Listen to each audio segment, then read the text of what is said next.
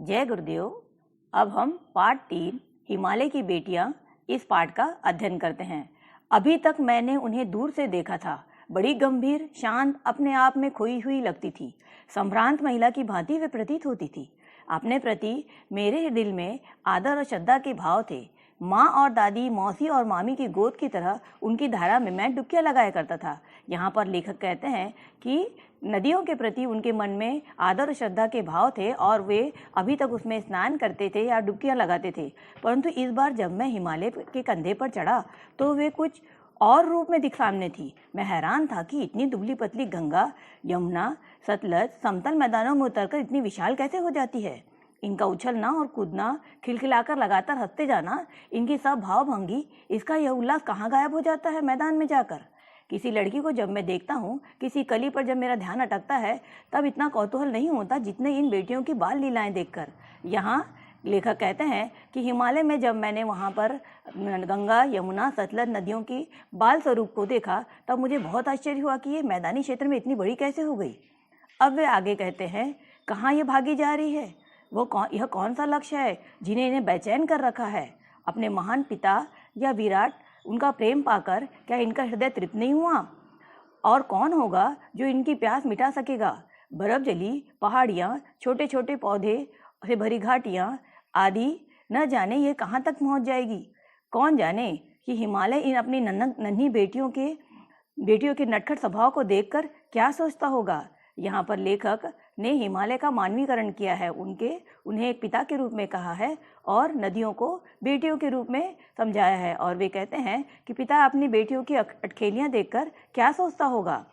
आगे लेखक ने सिंधु और ब्रह्मपुत्र, ये दोनों नदियों के बारे में उन्होंने बताया है। और वे कहते हैं कि सिंधु और ब्रह्मपुत्र ये ऐसी दो नदियाँ हैं जिनका नाम सुनते ही बड़ी बड़ी और अन्य सभी छोटी बड़ी नदियाँ हमारे आंखों के सामने नाचने लगती है। सिंधु और ब्रह्मपुत्र दयालु हिमालय के पिघले हुए दिल के एक एक बूंद के जमा होने के कारण ये इन नदियों का निर्माण हुआ है। वैसे हिमालय से निकलने वाली सारी नदियाँ हिमालय के बर्फ के पिघलने से ही बनती है। कितना बड़ा सौभाग्यशाली है वह समुद्र जिसे पर्वतराज हिमालय ने अपने इन दोनों बेटियों का हाथ सौंपा है। यहाँ पर कहने का तात्पर्य यह है कि लेखक यहाँ पर समुद्र को ससुर और समुद्र को दामाद और पर्वतराज हिमालय को ससुर मानते हैं। और वे कहते हैं कि सिंधु और ब्रह्मपुत्र ये जो विशाल नदियां हैं, वे जाकर समुद्र में जाकर मिल जाती है। तो लेखक का कहना यह है कि हिमालय ने अपने दोनों बेटियों का हाथ समुद्र के हाथ में दे दिया है। अब वो आगे कहते हैं, जिन्होंने मैदान में ही इन नदियों को देखा होगा, वह यह बात शायद ही उनके समझ में आएगी कि बूढ़े हिमालय की गोद में ये बच्चियां कैसे खेला करती है। और अपने पिता के स्वरूप से जब यह अलग होती है तो इनका रूप एकदम लुभावना और सुंदर होता है।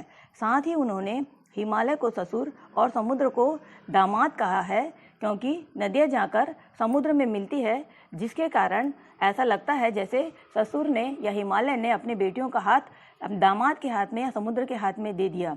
अब आगे लेखक जो है वो कालिदास के बारे में वर्णन करते हैं। कालिदास संस्कृत के महान कवि है जिन्होंने अनेक रचनाएं लिखी थी और उन्होंने हिमालय, नदियाँ और बादलों के प्रेम के बारे में लिखा था। वे कहते हैं कि कालिदास का यह स्वरूप बहुत ही सुहावना है। उन्होंने अपने रचनाओं में बादलों को प्रियकर माना है और नदियों को उनकी पत्नी के रूप में माना है। और वे कहते हैं उन दोनों का मिलन और उनका स्वरूप जो है बहुत सुंदर है। इसके साथ ही लेखक काका कालेलकर के लेखों का वर्णन करते हैं और वे कहते हैं कि काका कालेलकर ने नदियों को लोक माता माना है, क्योंकि नदियां जो है हमारी माता की तरह हमारी हर प्रकार से सेवा करती है, वे हमें जीवन देती है। लेकिन और वे कहते हैं कि नदियां जो है वो बेटियों के रूप में भी है। और वे कहते हैं कहीं पर वे प्रीसी का रोल निभाती है, कभी वे बहन के रूप में होती है। लेखक कहते हैं, एक बार जब मैं बहुत थक गया था, तब मैंने सतलज नदी के किनारे मैं जाकर बैठ गया और मैंने नदी में अपने पैर लटका दिए, अर्थात उसके पानी में मैंने अपने पैर धोए और मेरा मेरा थकान पूरी तरह दूर हो गई। जैसे एक बहन अपने भाई की सेवा करती है, तो उन्होंने नदी को बहन भी माना है। इस प्रकार हम देखते हैं कि इस पाठ में नदियों के अनेक स्वरूप को बताया गया है, साथ ही उनके द्वारा हमारे लिए किए जाने वाली सेवा का वर्णन किया है। हम सब उस नदियों के आभारी हैं। आप इस पाठ को पढ़ेंगे और आगे हम प्रश्नोत्तर करेंगे। कितना बड़ा है देखो तो वीडियो कितने